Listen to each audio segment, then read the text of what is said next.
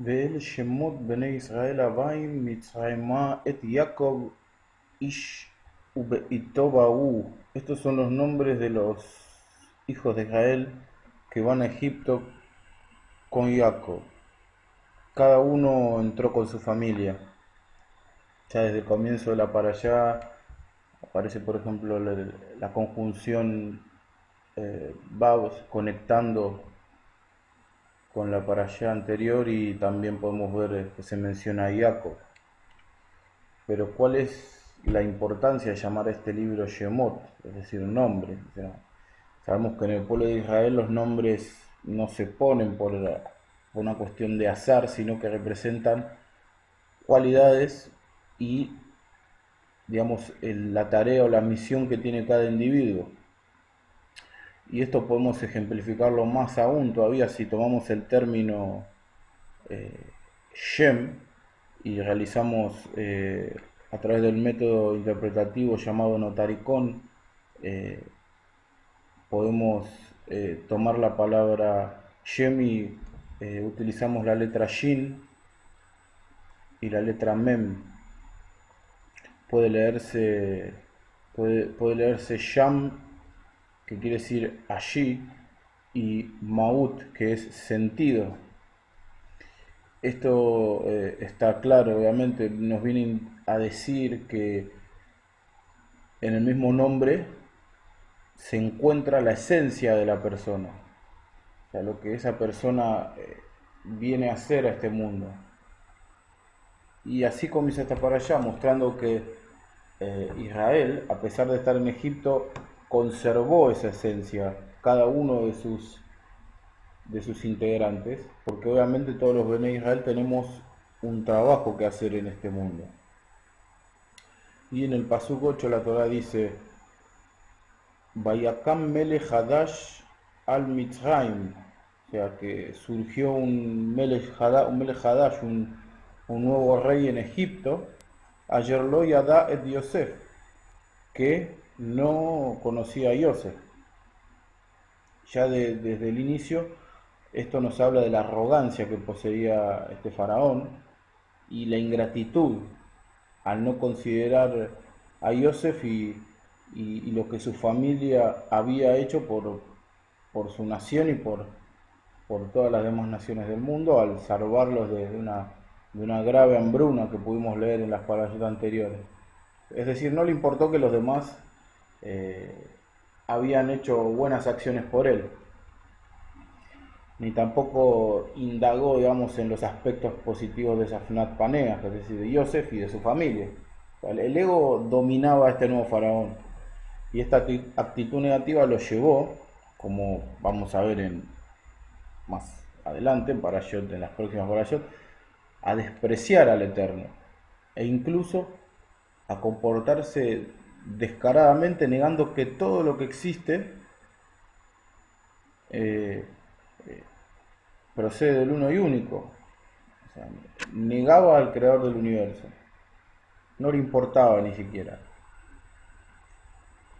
Y luego vemos, la Torá nos narra que el Paró utiliza la estrategia de imponer un impuesto sobre el pueblo de Israel, y la razón de esto es porque este Paró eh, en determinado momento entendió que podía llegar a ser percibido como lo que era, como un simple humano, y no como el supuesto Dios que él pensaba que era, por lo que argumentó que eran numerosos, o sea, utilizó esta demagogia, digamos,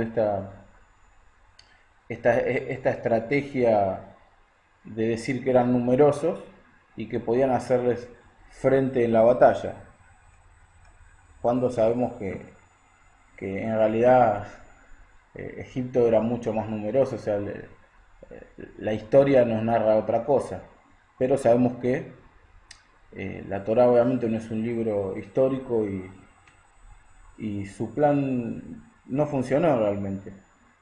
Y el pueblo de Israel, nos dice la Torá, que siguió creciendo en número, por consiguiente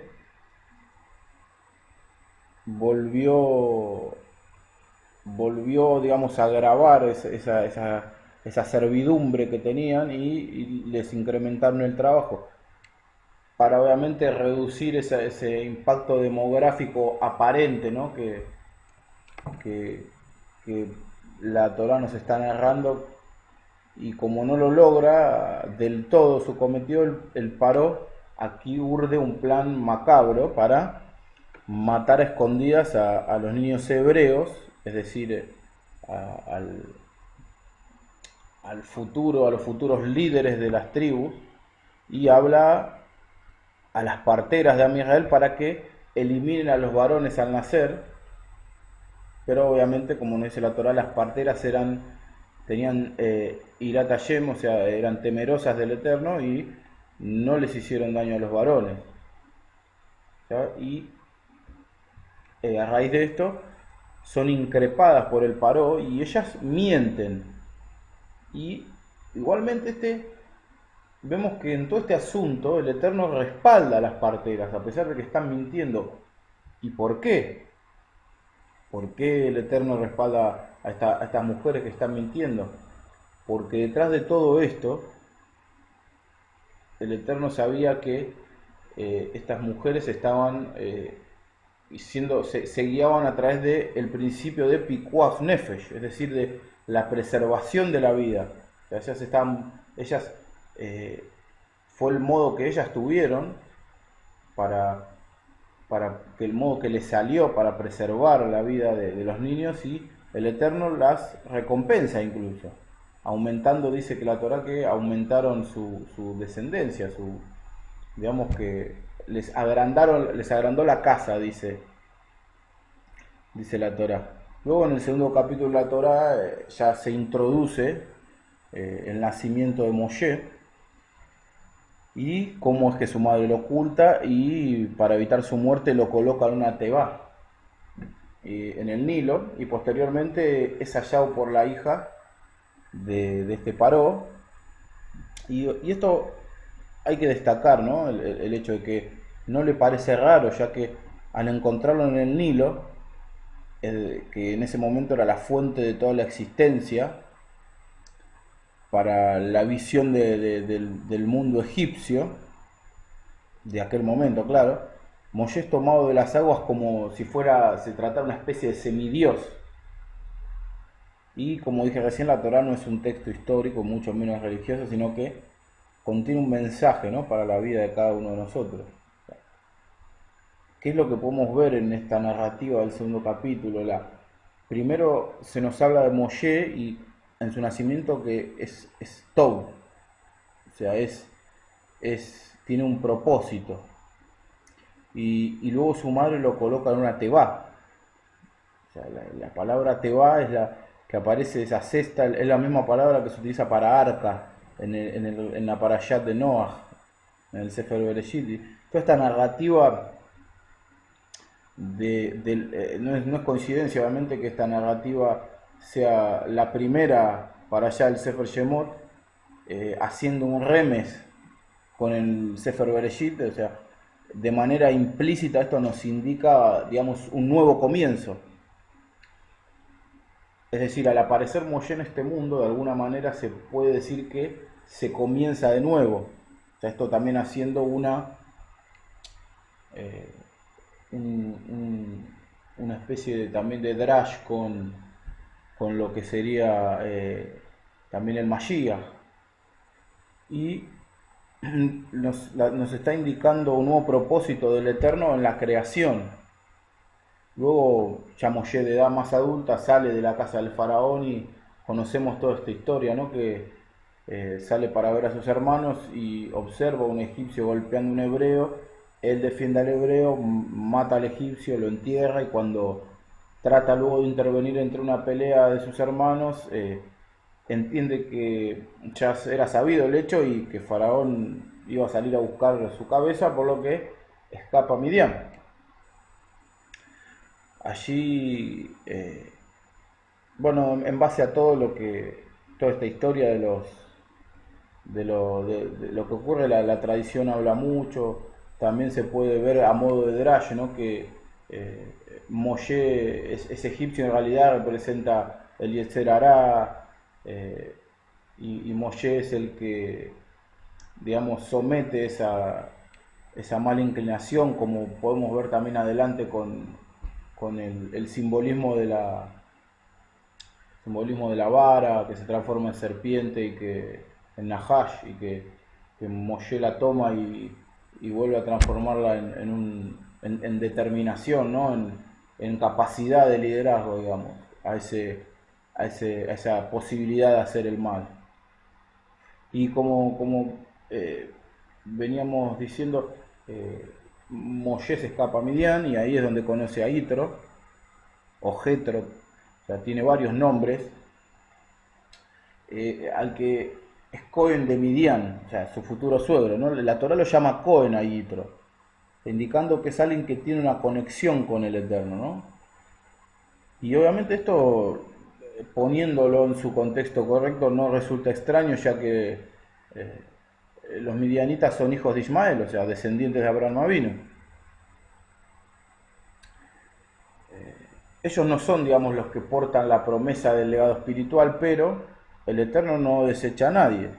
O sea, se puede ver que existe una permisiva y no son cortados. O sea, participan también de la herencia de Abraham, aunque no sean los portadores de la bendición del primogénito.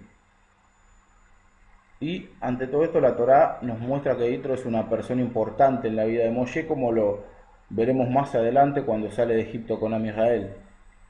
Luego tiene su encuentro amoroso con Sípora, como todos los encuentros amorosos de la Torá hasta el momento ocurren en un pozo mientras se pastorean ovejas. Y fue en el monte Horeb donde ve la zarza, esta zarza ardiente, y conoce al eterno Moshe. Y esta zarza es un símbolo de Am Israel, un árbol que no puede ser transformado en otra cosa, cuya esencia es el creador mismo. También este evento que presencia Moshe en cierto modo representa el paradigma de toda esta realidad material, ya que todo el mundo conocido es una creación del Eterno. Digamos que esto es una representación de lo que ocurre.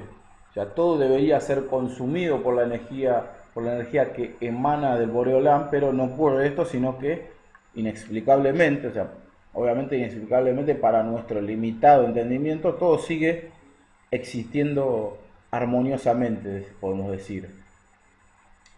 Y después oye las siguientes palabras en el pasuk 6 del capítulo 3, dice: Bayomer le dijo: Anoji Elohei Abija, Elohei Abraham, Elohei Yitzhak, Elohei Jacob.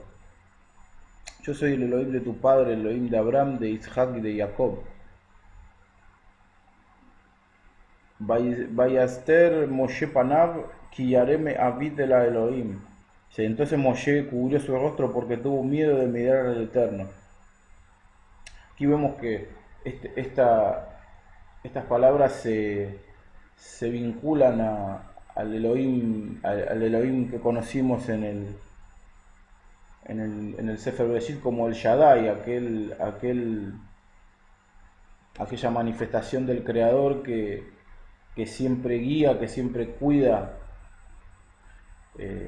y que siempre cumple sus promesas. Luego en el Pasuk 7 dice: Vayomer Adonai, dijo el Eterno, Ahora iti et ani ami asher bemitzraim.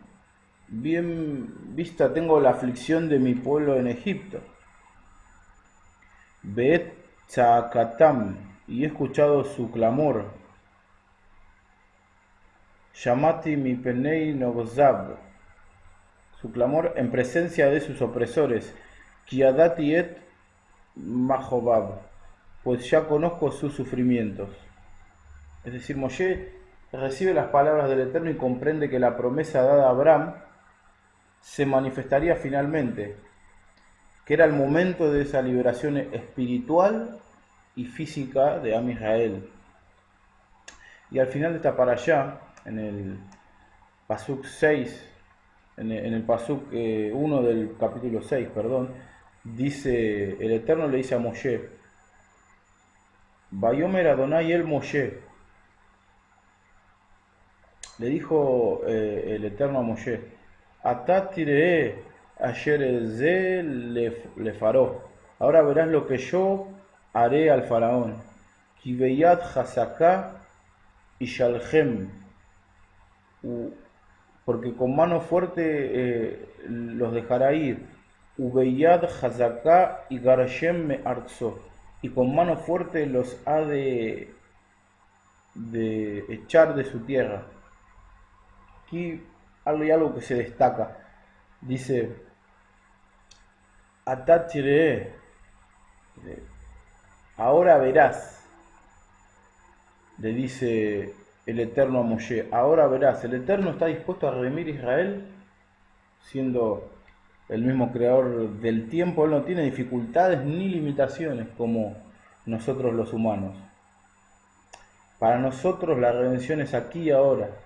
Ese es el trabajo que cada hijo de Israel tiene en su vida, como vemos desde el principio en esta parashá Shemot. Manifestar el Malhut Hashem en nuestras vidas. Cada uno de nosotros es quien tiene la decisión final. El Mashiach lo dijo, Veloim Ru, y no dirán, Ine Fo o Ine Sham, Elo aquí o Elo allí, Kimalhuta Elohim Ine Bikibechem, pues he aquí que el reino de Elohim está dentro de ustedes.